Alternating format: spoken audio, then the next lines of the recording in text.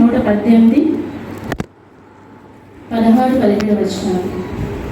యెహోవా దక్షిణ హస్తం మహోన్నతమాయను, యెహోవా దక్షిణ హస్తం సాహస కార్యములను చేయను, నేను చావును సజీవన యెహోవా క్రియలు వివరించదను.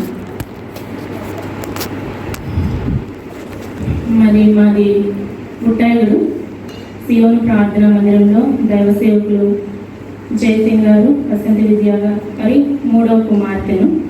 మీ అందరిలో చాలామందికి ఎరుక. నేను కర్ణాటకలో సిరుగుప్పులో డాడీ వాళ్ళు పరిచయం చేస్తున్నప్పుడు 1994లో జన్మిస్తూ వచ్చిన. ప్రభు కృపలో దైవికమైన సేవకుల మధ్య, సంఘం మధ్య పెంచబడుతూ వచ్చిన. మరైతే భక్తిగా ఉండడం అనేది చిన్నప్పటి నుంచి అంత ఇష్టమయ్యేది కాదు.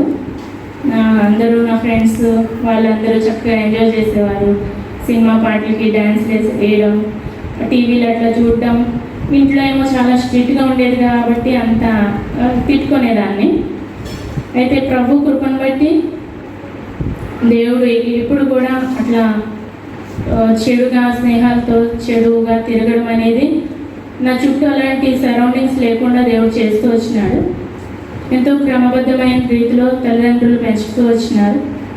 ప్రభు కృపలో 2010వ సంవత్సరంలో తిరుపతిలో బీబీఎస్ జరుగుతూ వచ్చింది.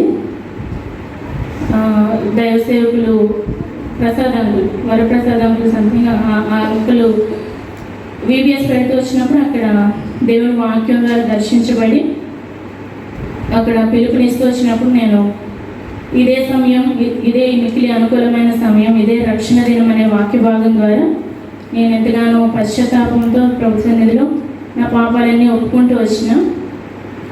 ప్రభు ఎంతో సమాధానం ఇస్తూ వచ్చినాడు. అయితే చిన్నప్పటి నుండి సేవ చేయాలని ఎంతో ఆశ ఉండేది. అయితే ఎదిగే కొద్దీ డాడీ వాళ్ళు వెళ్తున్న ఆ యొక్క పరిస్థితులను, ఆ సేవలో ఉండే కష్టాలు, నిందలు, అవమానాలు చూసి ఎందుకులే అని నేను చాలా సెన్సిటివ్ కదా, నేను చేయలేనేమో, సేవలో ఉండే కష్టాలు నేను తట్టుకోలేనేమో అని చాలా దూరపరుస్తూ వచ్చాను. కానీ ఆ ఆలోచనే మర్చిపోతూ వచ్చిన.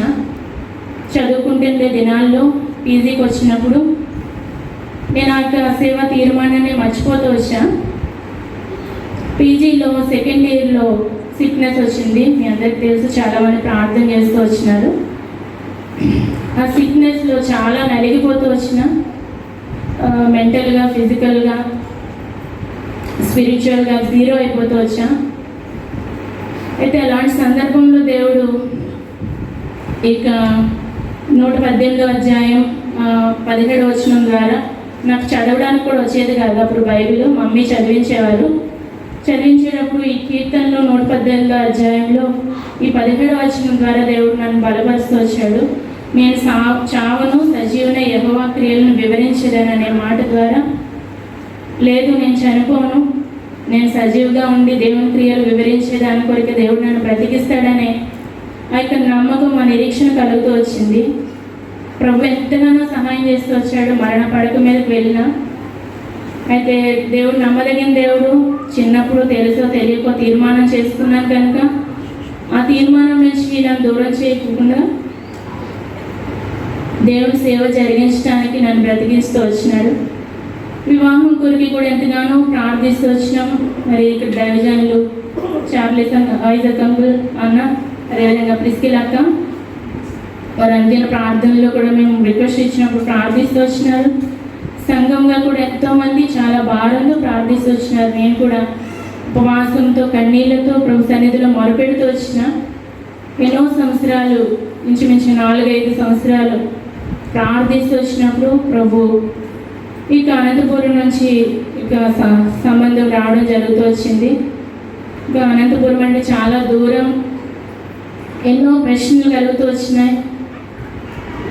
ప్రశ్నలన్నీ దేవుడి దగ్గర మరి హృదయాన్ని కుమ్మరించుకొని అడుగుతూ ప్రాధేయపడుతూ గోజాడుతూ వచ్చినప్పుడు ప్రభు నాకు సమాధానం ఇస్తూ వచ్చినాడు.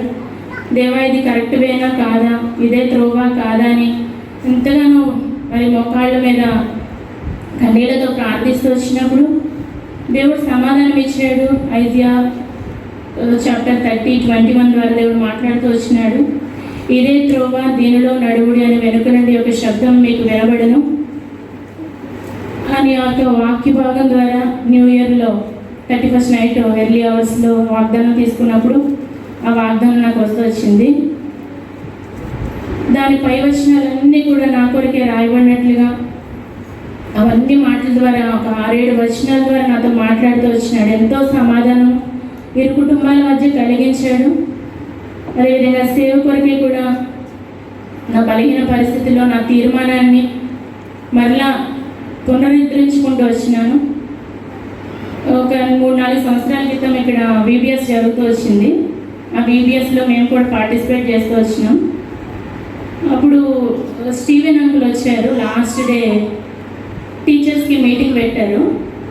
టీచర్స్కి మీటింగ్ పెట్టినప్పుడు పిల్లల్ని సేవ కొరకు ఎలా సిద్ధపరచాలనేది కొన్ని విషయాలు పంచుకుంటూ వచ్చారు. ఆ పంచుకున్నప్పుడు దేవుడు నాతో ఎంతో ధారాళంగా మాట్లాడుతూ వచ్చాడు. సేవ కొరకే తీర్మానం చేసుకున్న తర్వాత మళ్ళా వెనక్కి తిరిగితే ఎట్లాంటి పరిస్థితులు వస్తాయి, ఒక 3-4 ఉదాహరణలు జీవిత అనుభవాల్లోంచి కొంతమంది జీవితాల్లోంచి చెప్పడం జరుగుతూ వచ్చింది. నా బలహీన పరిస్థితుల్లో తీర్మానం చేసుకున్నా మళ్ళా సేవ కొరకే. కానీ మళ్ళా ఆ రోజు VBS లాస్ట్ డే రోజున స్టీవెన్ అంకుల్ మాటలను బట్టి మళ్ళా ఇంకా దృఢమైన రీతిలో తీర్మానాన్ని స్థిరపరచుకుంటూ వచ్చిన మరి ఆ యొక్క సేవా జీవితంలో నేను బలహీనరాల్ని ఎట్లా అనే ప్రశ్నలు నాకు కలుగుతూ వచ్చినప్పుడు ఎన్నో వాగ్దానాలు దేవుడు నాకు ఇచ్చి అపోస్తలుడైన పౌలు గారు తన జీవితంలో యొక్క సేవ కొరకు ఏ వాగ్దానం ఇచ్చాడో అదే వాగ్దానం ద్వారా అపోస్తల కార్యములు 19వ అధ్యాయం 15వ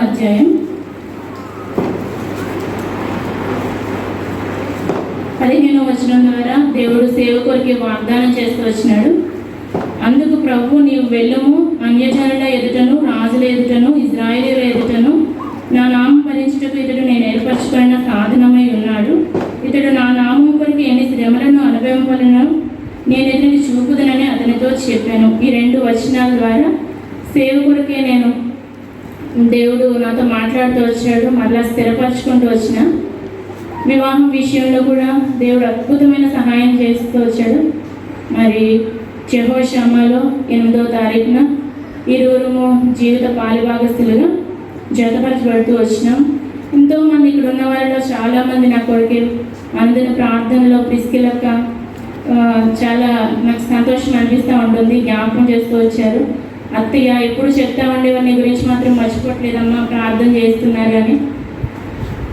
దేవుళ్ళు ఈ యొక్క వెసులుబాటు మనకి ఇచ్చాడు. ఒకరికొకరు రక్తబంధము ఏది లేకపోయినా ఆత్మీయ బంధంతో ఒకరికొకరు ప్రార్థన చేసుకోవడానికి చాలా సంతోషం అనిపించింది.